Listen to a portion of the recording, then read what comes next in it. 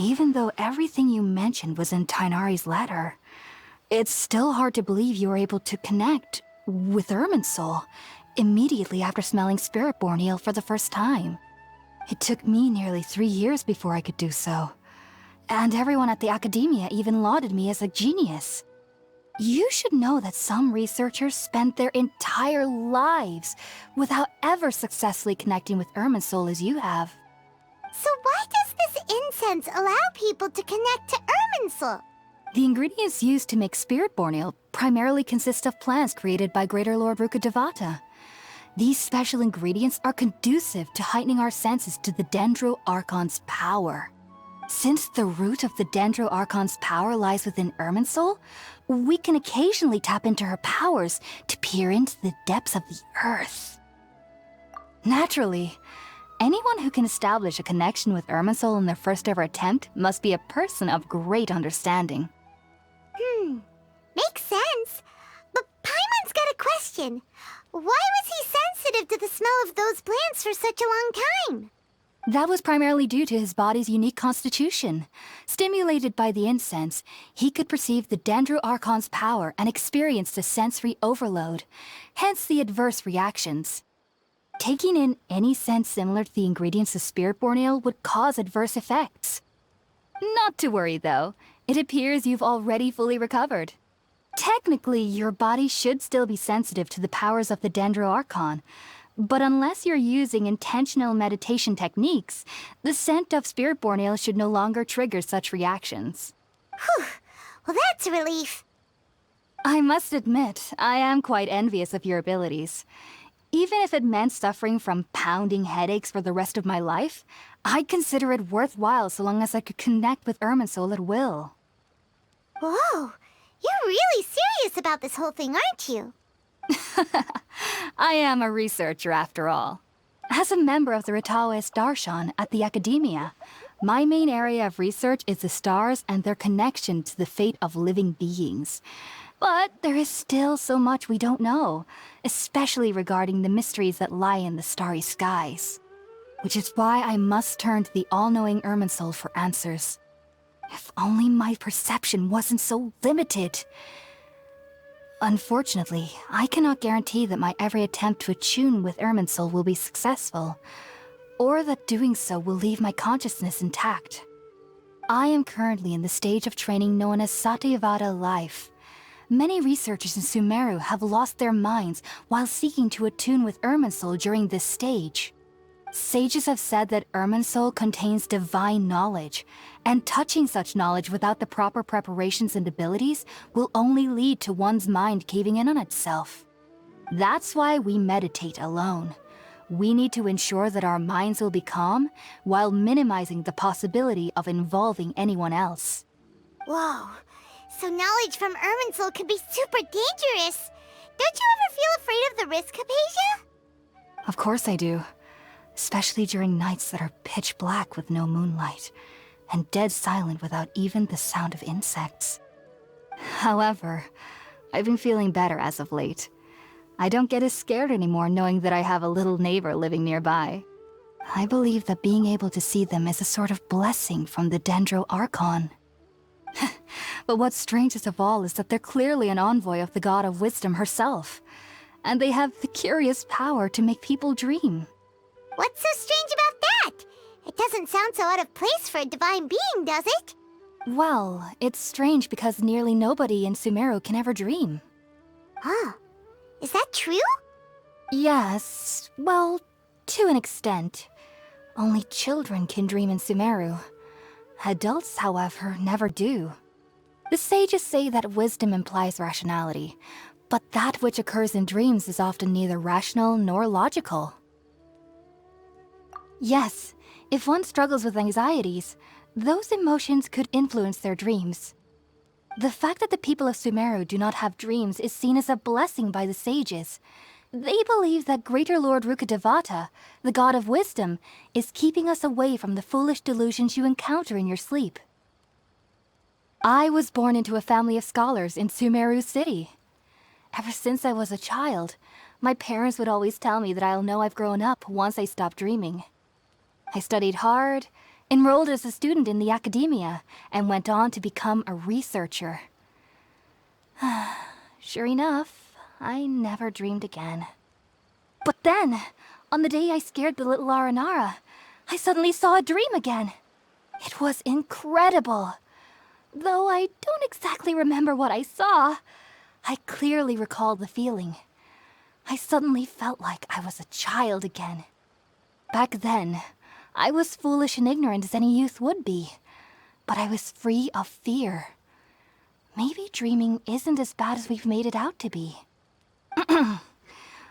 Just be sure not to speak of this if you travel to Sumeru City. They'll look at you as if you've lost your mind. So, do you have any thoughts about the things he saw when he connected with Irminsul? Sorry. I'm afraid I don't have any answers as of now. All I can say is that what you saw is a memory contained within Irminsul itself. World forget me. What could that possibly mean? If only I could ascend past Satyavada life and begin Paripurna life. I might have some more answers for you. If you two are ever in the area again, please be sure to come and see me. There's no need to be thanking me. You two are my saviors. Besides, I'm already looking forward to tasting some more of your cooking.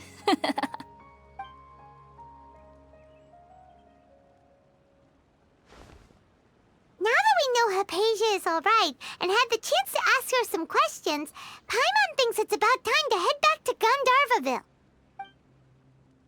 Think about it, Tainari. Refusing to join is tantamount to burying your head in the sand. I understand that you're a forest watcher and that it's your duty to combat the effects of withering zones, but isn't it evident that such work is not a lasting solution to the problem? As Sage Kage clearly stated, your presence and guidance in Sumeru City is pivotal in finding a cure for Irminsul. How could you possibly refuse? Keep your emotions in check, Ghulam. Let's at least listen to Tainari's reason for declining. We're here to invite him to the academia, not to cause a scene. Sage Kage, I am truly honored that you came here in person, but I'm afraid I must still decline your invitation. I am merely a forest watcher. How could the great minds of the Haravatat have any need of someone like me?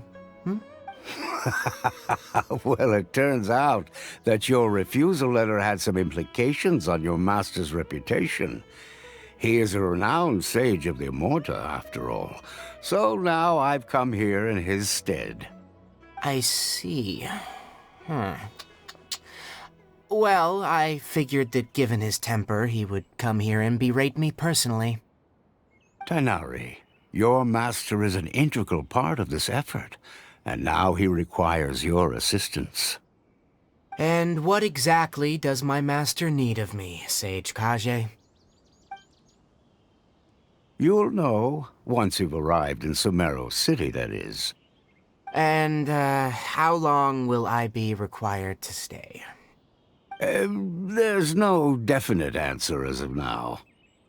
Do you mean to tell me that, despite coming all the way here to Gandharvaville, you still can't answer the questions I laid out in the letter to my master?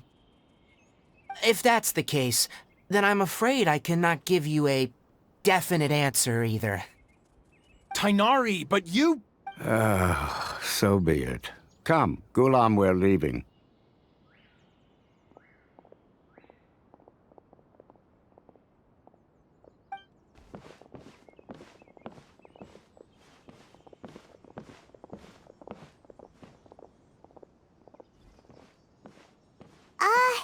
Tainari, what was that all about? It's nothing. Some people from the academia wanted me to go to Sumeru City to assist them with a project, but I had to refuse on account of all my responsibilities here. But all that can wait. How did things go with Hypatia? It was quite the eventful trip, but the main thing is that she's safe and sound. She answered a bunch of questions for us, too. Very good. Now that the Traveler has made a full recovery, there shouldn't be any reason for you to tarry here longer. I assume you will be heading to Sumeru City, correct? That's right! We want to meet Lesser Lord Kusanali and ask her for advice. Do you have have any idea on how we can find her? Sorry, I'm afraid I don't have any advice for you there. Well, do you at least know anyone we can try asking in Sumeru City? Let me think. My trips to Sumeru City have been fairly short, and most of my acquaintances are researchers. Oh, how about this? I'll write you a letter of introduction that you can give to a researcher I know. He's from the Amorta Darshan and is adept at gathering information. Asking him might prove worthwhile. Also, when you enter Sumeru City, you'll probably end up receiving something like this item here. I'm not sure if it will ever come in handy for you, but maybe you can give it a try. Oh? What is it? It's called an Akasha Terminal. It's a tool produced by the Academia that utilizes the legacy of Greater Lord Rukkhadevata. Some say that this item is the very basis of Sumeru's reputation as the City of Wisdom. Needless to say, this device and its usage fall under the Academia's expertise, so I'll leave it to them to show you how to use it. Great! Next up, Sumeru City! But wait, before that... That's right! Tainari, we have something important to say to Kale before we leave. Is she doing better now? Yes, she's doing much better. After being confined to her bed all this time, I thought a little walk would do her some good. Last I saw her, she was taking the path towards the North Crossing. She knew you two would be leaving soon, so she must have wanted to see you off. Thanks, Tainari. All right, let's go! Farewell, and good luck to you both. I've been waiting for you two.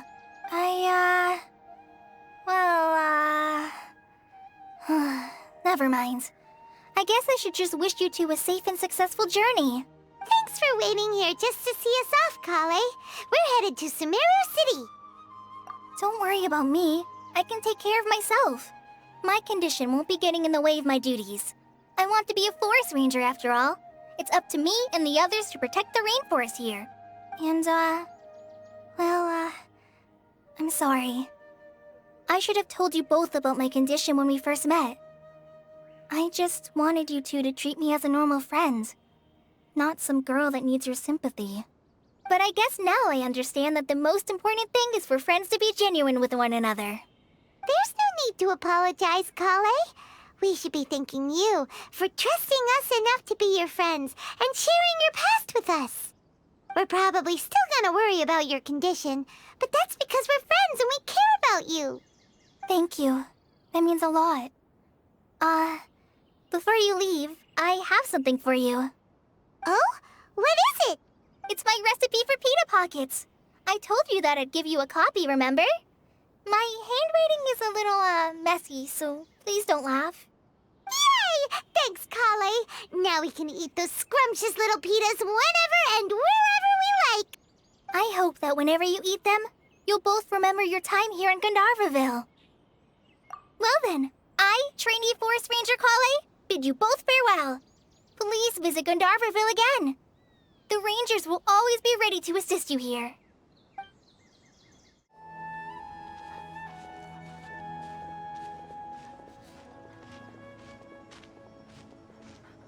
Sumeru City! We finally made it. Oh, did you see that? When those people entered the city, something on their heads lit up.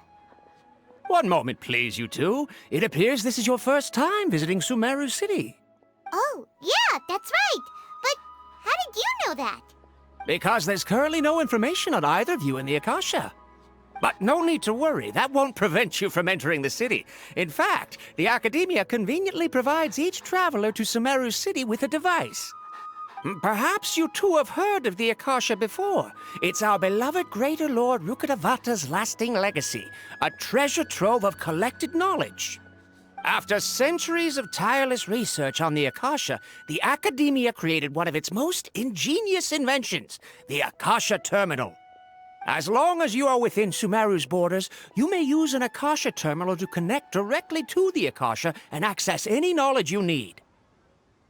I should mention that due to technical limitations, the operation of Akasha terminals will be much smoother and more effective in large cities such as Sumeru City and Port Ormos. Oh, so this is the thing that Tainari was telling us about. It sounds pretty amazing. You two are quite fortunate. Until recently, it was standard practice to only issue Akasha terminals to outlanders who spent an extended amount of time in Sumeru. However, this policy was recently changed, and now all travelers are issued one upon arrival. Here are your Akasha terminals. Please handle them with care. It kinda looks like a leaf. To activate it, simply hold it in your hand and say the following phrase to yourself. May the mighty God bless us with their voice of wisdom. Oh, says this little doodad lets you access knowledge. Maybe we can use it to find a way to meet Lesser Lord Kusanali. Let's give it a try. Ahem. May the mighty God bless us with their voice of wisdom.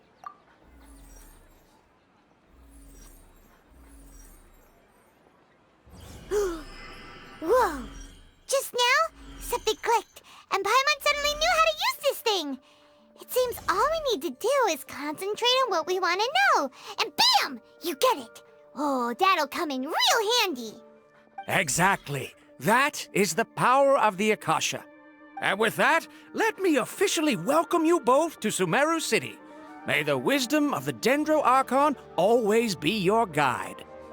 Okay, now that we're in, we can check the Akasha about Lesser Lord Kusanali. Let Paimon try. 500 years ago, the sages found a newly born deity from within some scorched ruins.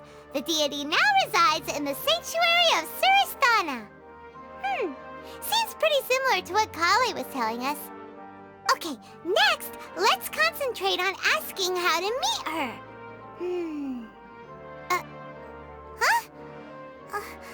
Paimon doesn't sense anything. The Akasha didn't respond to Paimon's question. Oh, come on! Ugh.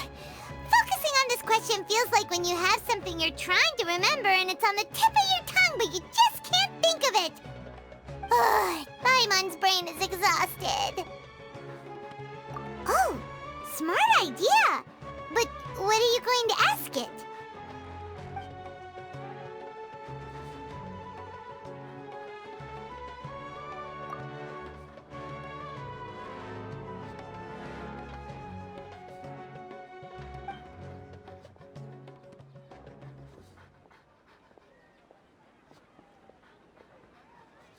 Uh-oh. Paimon's getting all teary-eyed all of a sudden. It feels like the people of Sumeru really miss their Archon.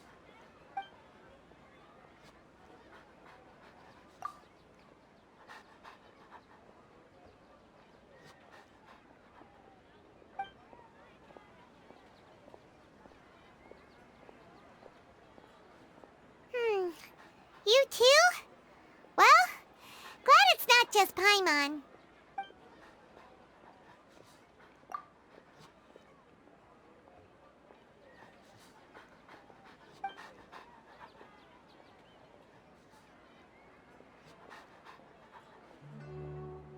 Huh.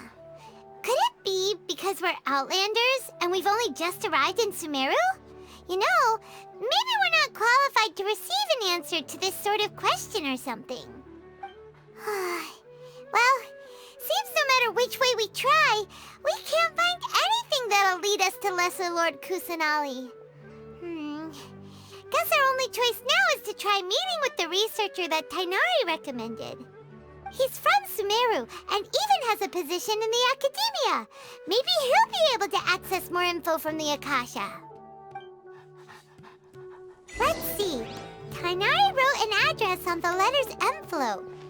Oh, it's not far from the city's gate. Hello, are you Rohawi? Yes, that's me. Can I help you? Great! You see, Tainari sent us here and... What? Tainari? Please, there's no need to say anything, really. Sure, I admit that the article I published last month wasn't my best work, and maybe the data didn't produce the most convincing results, but... Here, this is a letter from Tainari. Oh, let me see. Oh, ooh, what a relief.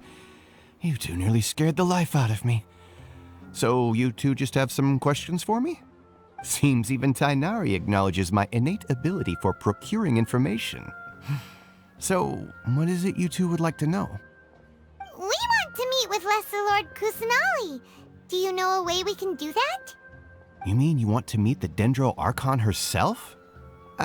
This isn't exactly my area of expertise, but let me see what I can find in the Akasha.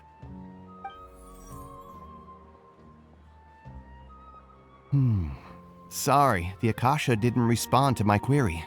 What? You too? But what about your abilities for getting information and all that? Paimon was sure you'd be able to access more info than we did. Well, as I said, this isn't my area of expertise. I am but a lowly researcher, so the Akasha doesn't see a need for me to know more about the Dendro Archon. All I know is that ever since Lesser Lord Kusanali returned to Sumeru, she's never left the Sanctuary of Sorasthana or made a public appearance. Huh. Didn't expect her to be such a mysterious figure. The Dendro Archon is somewhat of a recluse. Perhaps she just doesn't want to entertain visitors, which would explain the lack of information in the Akasha. But then what can we do? No need to worry just yet. I'm only hypothesizing here. You could certainly try asking around and see if anyone else has ideas. And besides, you two should consider the bright side of things. Not being able to see Lesser Lord Kusanali may not be a bad thing. In this world, there will always be information you cannot obtain from the Akasha and things you can never accomplish. Knowing when to yield is a form of wisdom. Take me, for example. It's a miracle if my brain cells can spit out one paper every 3 years. But Tainari? That guy can publish 3 papers in just a single year. Okay. Thanks for your advice. Don't mention it. If you two ever want information about things like who's been promoted within the academia or relations between the 6 great sages, come find me. Hey, come on. This is a survival skill at the academia. Oh, Paimon's expectations were pretty low, but this is so low it's like digging holes in the dirt. So what do we do now? Even if we want to talk to someone, we don't know anybody here. Huh? Like who? Oh, you're right! Catherine! The Adventurers Guild has its own intel network. Let's hurry